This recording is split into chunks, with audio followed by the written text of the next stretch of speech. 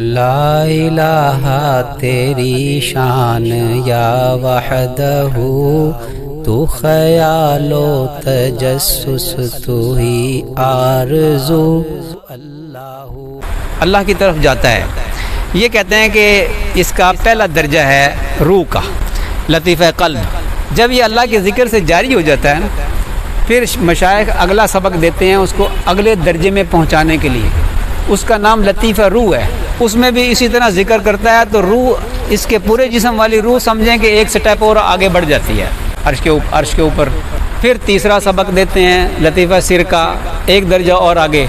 پھر چوتھا لطیفہ خفی کا، ایک درجہ اور آگے۔ پھر لطیفہ اخفا، یہ کہتے ہیں کہ لطیفہ اخفا جو ہے یہ سب سے اونچا مقام ہے روح کا۔ اس کا رنگ سبز ہوتا ہے، اس لیے حضرت خواجہ محمد معصوم رحمۃ اللہ علیہ نے ایک بڑی راز کی بات بتائی، بڑی معرفت کی بات بتائی۔ جو شہید ہوتا ہے نا، شہید، اس کے بارے میں حدیث میں آتا ہے کہ وہ سبز پرندوں کے پوٹوں کے اندر جنت میں اڑتے پھرتے ہیں۔ وہ فرماتے ہیں کہ یہ بڑا اونچا مقام ہے، تو یہ لطیفہ اخفا ہے، جس کو اللہ تعالیٰ شانہ خوبصورت سبز پرندوں کی شکل دے کے اس میں روح، شہید کی روح کو اس کے اندر ڈال کے نا، ان کا جسم بنا کے مثالی، اس میں شہید کی روح جو ہے اس کو داخل کر دیتا ہے اور وہ جنت کے اندر پھرتے ہیں۔ تو یہ لطیفہ اخفا کا مقام سب سے اونچا ہے، اور اس کا رنگ، اس کے نور کا رنگ سبز ہوتا ہے، اور یہ نبی کریم صلی اللہ علیہ وسلم سے براہ راست اس میں فیض آتا ہے۔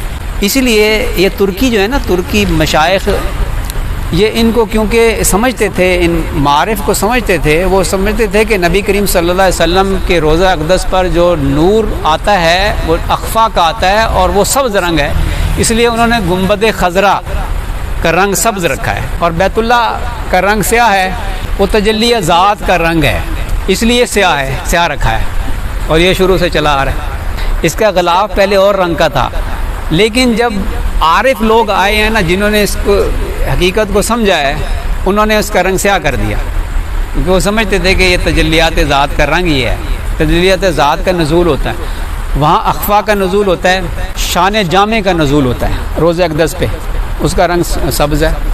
جس وقت انسان یہ ذکر کرتا ہے، نیک اعمال کرتا ہے، روح منور ہوتی ہے۔ جب روح منور ہوتی ہے تو وہ اس نفس کے ساتھ تعلق کو کمزور کرتی ہے۔ یہ نفس انسان کو گناہوں پہ اجاگر کرتا ہے، گناہوں پہ ڈالتا ہے نفس انسان۔ تو مشائخ صوفیہ یہ لطائف کا ذکر کروا کے روح کے تعلق کو نفس سے کمزور کر کے نا، جو یہ عاشق بن گئی تھی نا یہ نفس کی، اللہ تعالیٰ کی طرف سے یہی تو آزمائش ہے، روح اس نفس میں داخل کر دی، اور یہ نفس کے ساتھ نفس میں ظلمت ہے، تو روح کے اندر بھی ظلمت آ گئی۔ اگر یہ نیک اعمال نہیں کرے گا تو ظلمت کی طرف یہ روح چلی جائے گی، یہ بھی ظلمت والی بن جائے گی اس نفس کی وجہ سے۔ ذکر اذکار کر کے، نیک اعمال کر کے یہ جب منور ہوگی تو نفس کو بھی منور کرے گی۔ حضرت بایزید بسطامی رحمۃ اللہ علیہ نے خواب میں اللہ تعالیٰ کی زیارت کی، اللہ تعالیٰ سے پوچھا۔ یہ حضرت بایزید بسطامی رحمۃ اللہ علیہ ہمارے سلسلے کے شروع کے بزرگوں میں سے ہیں۔ تیفور نام تھا ان کا، بہت عرصہ تک حضرت بہاؤالدین نقشبند بخاری رحمۃ اللہ علیہ تک اس سلسلے کا نام تیفوریہ تھا اس کا، تیفوریہ کہتے تھے، سلسلہ تیفوریہ۔ پھر حضرت بہاؤالدین نقشبند بخاری رحمۃ اللہ علیہ آئے تو ان کو اللہ نے کرامت عطا فرمائی کہ جس کے دل پہ اللہ کی ضرب لگاتے تھے اس کے دل میں اللہ کا نام نقش ہو جاتا تھا، اس لیے ان کو نقش بند کہا جانے لگا، تو یہ نقش بند مشہور ہو گیا۔ پھر حضرت مجدد الفسانی رحمۃ اللہ علیہ 16 اسباق نقش بندی تھے، اس کے بعد کے اسباق حضرت مجدد الفسانی رحمۃ اللہ علیہ نے بیان فرمائے، بتائے، سمجھائے، تو اس کا نام ہو گیا نقش بندیہ مجددیہ۔ تو حضرت بایزید بسطامی رحمۃ اللہ علیہ نے خواب میں اللہ کی زیارت کی، پوچھا ہے اللہ آپ کا قرب حاصل کرنے کا کوئی شارٹ کٹ راستہ بتائیے۔ اللہ تعالیٰ نے فرمایا یا ابا زید دع نفسک وطال، اے بایزید تو اپنے نفس کو چھوڑ دے، ہمارے قریب آ جا، اپنے آپ کو چھوڑ دے، اپنے تکبر کو چھوڑ دے، عاجزی میں آ جا، عجب کو چھوڑ دے، انکساری میں آ جا، اپنے آپ کو چھوڑ دے، اپنے نفس کو چھوڑ دے، ہمارے قریب آ جا۔ کہتے ہیں نا، اس لیے ایک صوفیہ کہتے ہیں کہ جنت کا راستہ 2 قدم کے فاصلے پہ ہے، جنت 2 قدم کے فاصلے پہ ہے، 1 قدم نفس پہ رکھو تو دوسرا قدم جنت میں۔ اللہ تعالیٰ نے یہاں فرمایا حضرت بایزید رحمۃ اللہ علیہ کو کہ اپنے نفس کو چھوڑ دے، دع نفسک وطال، نفس کو چھوڑ دے، ہمارے پاس آ جا، تو مشائخ صوفیہ محنت کرواتے ہیں، لطائف کی محنت کروا کے نا اللہ کا قرب دلاتے ہیں۔ یہ روح جو ہے نفس کو چھوڑتی ہے، نفس کو چھوڑتی ہے تو نفس کی اصلاح ہونا شروع ہو جاتی ہے اور اللہ تعالیٰ کا قرب حاصل ہو جاتا ہے۔ بس یہ محنت ہے، والذین جاہدوا فینا لنہدینہم سبلنا، یہ میں نے آیت پڑھی، وإن اللہ لمع المحسنین، اللہ اس کے ساتھ ہے جو اللہ کی عبادت ایسے کرتے ہیں جیسے اللہ کو دیکھ رہے ہیں، یا جو ہے اللہ ان کو دیکھ رہا ہے۔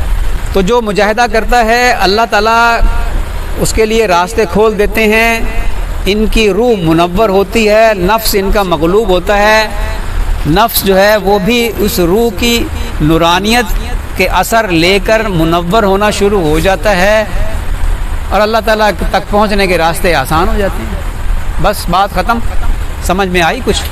کوشش تو میں نے کی کہ کچھ آسان الفاظ میں بیان کروں۔ یہ آپ جب کتابوں میں پڑھیں گے نا آپ کی سمجھ میں نہیں آئے گا، آپ کے سر میں درد ضرور ہوگا، لیکن جب یہ میرا بیان آپ غور سے سنیں گے نا، سمجھیں گے، پھر آپ کتابیں پڑھیں گے نا آپ کو سمجھ میں آئے گی ساری بات، انشاءاللہ آسانی کے ساتھ سمجھ میں آئے گی۔ اللہ تعالیٰ ہمیں سمجھ عطا فرمائے، عمل کی توفیق عطا فرمائے۔ یہ چیز تصوف نام کچھ کرنے کا ہے، کچھ کرنے کا، اگر باتیں سمجھ میں نہ بھی آئیں، ذکر کرتے رہے تو انشاءاللہ تعالیٰ درجہ ضرور ملے گا انشاءاللہ ویسا، اللہ تعالیٰ کا تعلق ضرور ملے گا، چاہے یہ اصطلاحات سمجھ میں آئیں یا نہ آئیں۔